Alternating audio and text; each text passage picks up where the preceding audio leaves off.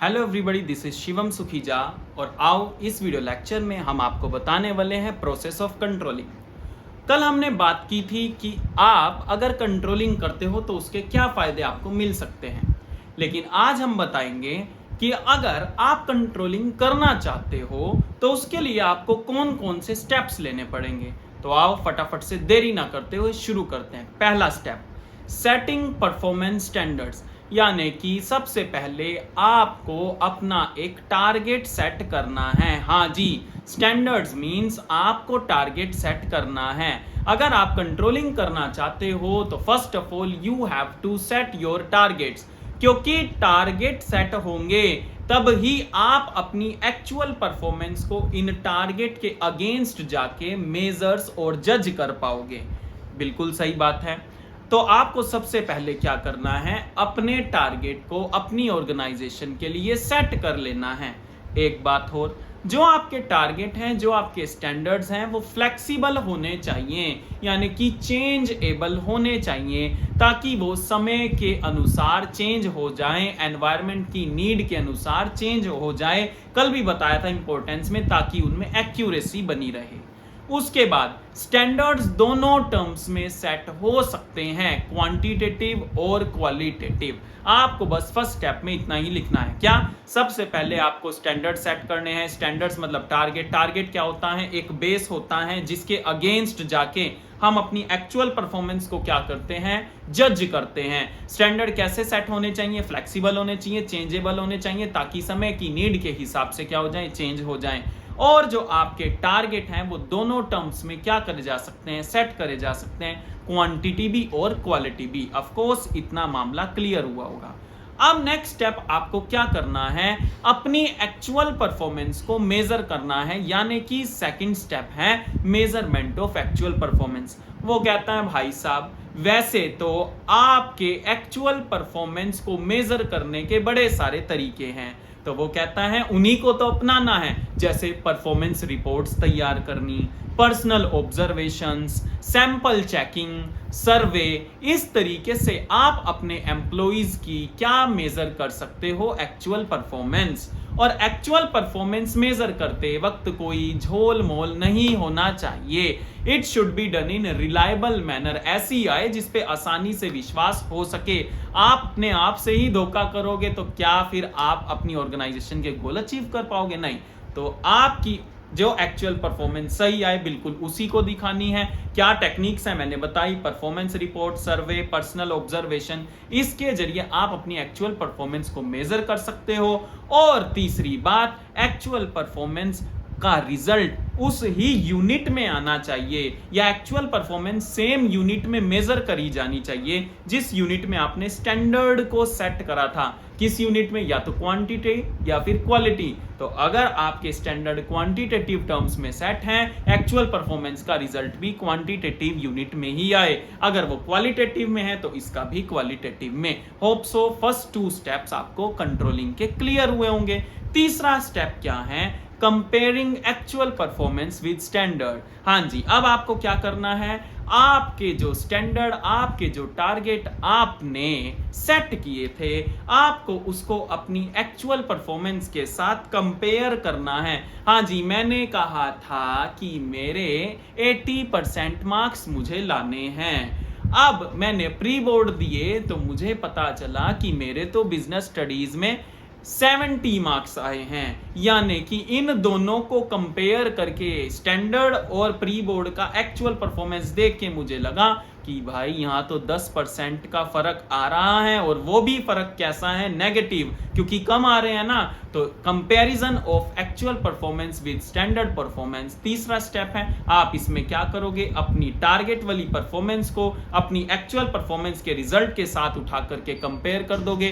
कोई पूछेगा क्यों कर रहे हैं हम ऐसा, तो कह देना जी भाई हमें डेविएशंस फाइंड आउट करने हैं। डेविएशन क्या होता है वो बोलेगा आपसे, तो आप कह देना deviation, D for deviation, D for difference. अरे किसके बीच का डिफरेंस? वो कहता है आपने किनको कंपेयर करा है, आपने कंपेयर करा है एक्चुअल परफॉर्मेंस और स्टैंडर्ड परफॉर्मेंस को। इन दोनों के बीच का ही डिफरेंस क्या कहलाता है, डेविएशन कहलाता है। अब वो आपसे पूछ सकता है डेविएशन कितने टाइप के हो सकते हैं, तो आप कहना डेविएशन 3 टाइप्स के हो सकते हैं। Positive deviation, negative deviation, zero deviation. भाई डेविएशन क्या था? डिफरेंस था किसके बीच का? एक्चुअल परफॉर्मेंस और स्टैंडर्ड परफॉर्मेंस। स्टैंडर्ड मतलब आपके टारगेट। सपोज करो आपने टारगेट रखा था 80 और आपकी एक्चुअल परफॉर्मेंस आई है 85, तो यानी कि जब आपके स्टैंडर्ड परफॉर्मेंस, आपके टारगेट कम रह जाएं और आपकी एक्चुअल रिजल्ट्स ज्यादा आ जाएं, इसको कहते हैं पॉजिटिव डेविएशन। और यहां पे कोई करेक्टिव मेजर लेने की जरूरत नहीं है क्योंकि मामला पहले से ही पॉजिटिव है।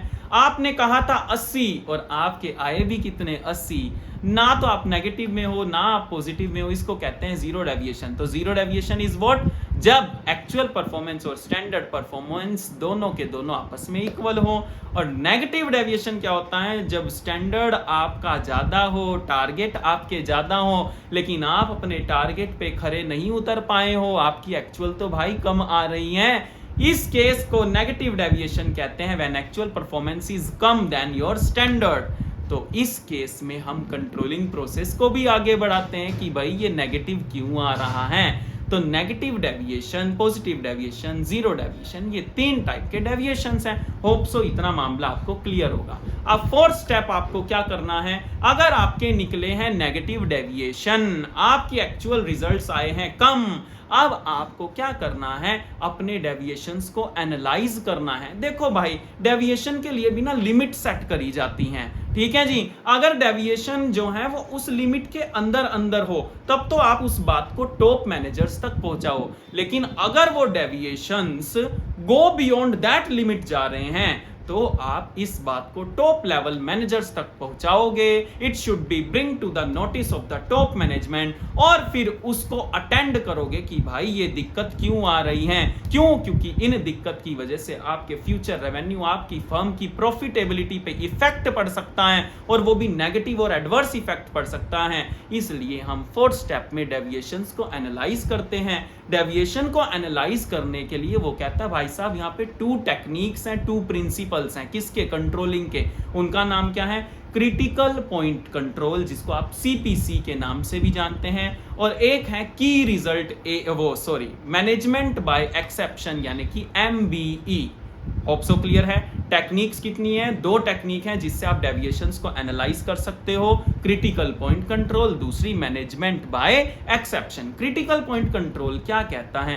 क्रिटिकल पॉइंट कंट्रोल वो कहता है भाई साहब आप अपने डेविएशन को एनालाइज करो और केवल उन ही एरिया पर फोकस करो जो आपकी ऑर्गेनाइजेशन के की रिस्पॉन्सिबिलिटी एरिया है, की रिजल्ट एरिया है। यानी कि की रिजल्ट एरिया वो एरियाज होते हैं जो आपकी की पूरी ऑर्गेनाइजेशन पर इफेक्ट डाल सकते हैं, तो आप उस पर फोकस करो। मान लो आपकी ऑर्गेनाइजेशन में प्रोडक्शन कॉस्ट 2% से बढ़ गई है और आपकी ऑर्गेनाइजेशन में 5% से पोस्टल कॉस्ट भी बढ़ोतरी नजर आ रही है, लेकिन वो कह रहा है हमारे लिए जो मेन टास्क है वो है प्रोडक्शन कॉस्ट का बढ़ना, क्योंकि प्रोडक्शन कॉस्ट जो बढ़ी है 2% से वो मेरे लिए इंपॉर्टेंट है, वो मेरे फ्यूचर रेवेन्यू को इफेक्ट कर सकती है, वो मेरी प्रॉफिटेबिलिटी पे इफेक्ट पा सकती हैं। लेकिन अगर पोस्टल कॉस्ट की बात करूं तो पोस्टल कॉस्ट तो भाई हमारी नहीं है ना, वो तो मैनेजर के लिए अनकंट्रोलेबल है, तो इसलिए उस पर फोकस करके कोई फायदा नहीं होगा। Hope so critical point control क्या कह रहा है समझ आ गया होगा। दूसरी टेक्निक ये है मैनेजमेंट बाय एक्सेप्शन। डेविएशंस के लिए लिमिट सेट करो, अगर डेविएशंस उस लिमिट के बीच में आ रहे हैं तो उस बात को लेकर के रोने धोने से कोई फायदा नहीं है। लेकिन हां, अगर डेविएशंस उस परमिसिबल लिमिट से ज्यादा जा रहे हैं फिर आप देखो कि भाई गलती आपने कहां करी है। सपोज करो हमने कहा था कि अगर प्रोडक्शन कॉस्ट 2% से बढ़ती है कोई दिक्कत की बात नहीं है, लेकिन अगर वो 2% से बढ़ रही हैं, उससे ज्यादा बढ़ रही हैं, अब आपको इसको एनालाइज करने की जरूरत है। तो अगर deviations go beyond the permissible limit जाते हैं तब उसको एनालाइज करना है, मतलब सिग्निफिकेंट डेविएशन को ही एनालाइज करना है। क्योंकि ये जो मैनेजमेंट बाय एक्सेप्शन है ये इस अजम्पशन पे बेस है कि an attempt to control everything results in controlling nothing. अगर हर एक छोटी छोटी गलती को पकड़ने की कोशिश करोगे तो भाई कंट्रोलिंग इतनी ज्यादा करने की कोई फायदा नहीं है, क्योंकि छोटी छोटी गलतियां तो सब होती रहती हैं, लेकिन आपको केवल और केवल सिग्निफिकेंट डेविएशन पे फोकस करना है। Hope so management by exception भी क्लियर होगा।